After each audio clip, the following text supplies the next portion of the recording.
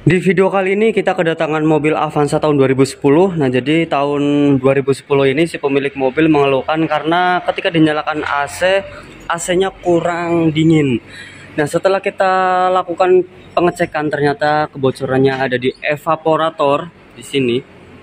Di sini evaporator bocor dan selang 5/8 dari kompresor ke ekspansi juga banyak banget oli bocor. Nah, jadi untuk mobil Avanza ini nanti kita akan ganti evaporator baru,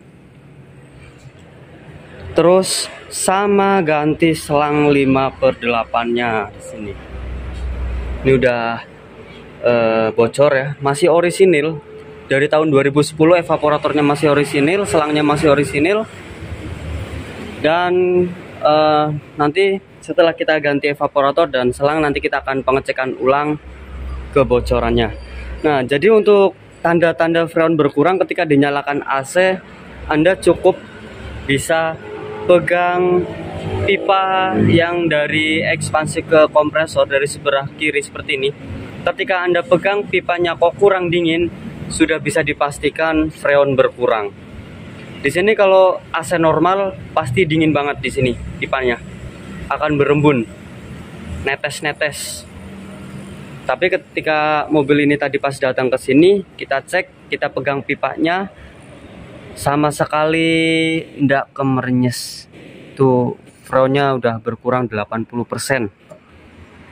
Oke, jadi kita langsung ganti evaporator dan selangnya udah kita ganti ya, seperti ini. Udah kita press, lalu kita pemasangan dan nanti kita akan tes hasil suhunya. Otomatis nanti untuk pengisian oli kompresor, flashing dan seal-sealnya kita ganti semua. Kemarin ada teman kita yang nanya untuk pemasangan termistor itu letaknya berada di posisi depan atau belakang. Nah, pas banget ini kita pemasangan evaporator baru sama pemasangan termistor. Nah, jadi untuk pemasangan termistor itu semua mobil, entah itu termistor atau termostat yang manual itu ya, yang di setel diputar manual, ada ekornya. Itu cara pemasangannya setelah evaporator di sini. Setelah evaporator dan blower. Nah, jadi kan blower berada di sebelah kanan. Nih, punya Avanza di sebelah kanan blower di sini. Lalu evaporator dan pemasangannya harus setelah evaporator. Kenapa tidak di tengah-tengahnya antara blower dan evaporator? Karena suhu dingin di evaporator ketika nanti dihembuskan angin, maka kalau termistornya di depan evaporator, maka termistornya akan terhembus hawa dingin. Dia nanti bisa baca, oh ini berapa derajat, 6 derajat, 7 derajat. Tapi kalau kita pemasangannya ada di tengah-tengah antara blower dan evaporator, maka hembusan angin yang dihembuskan dari blower ke evaporator maka sensitif banget. Maka termostat ini nanti tidak sensitif, tidak bisa membaca suhu ruangan. Berkata kalau di depan itu bisa membaca 7 derajat, tapi kalau di depan di belakangnya evaporator nanti bisa 12 derajat. Terus ngaco lah, intinya tidak sesuai dengan suhu ketika kita pemasangan di depan evaporator.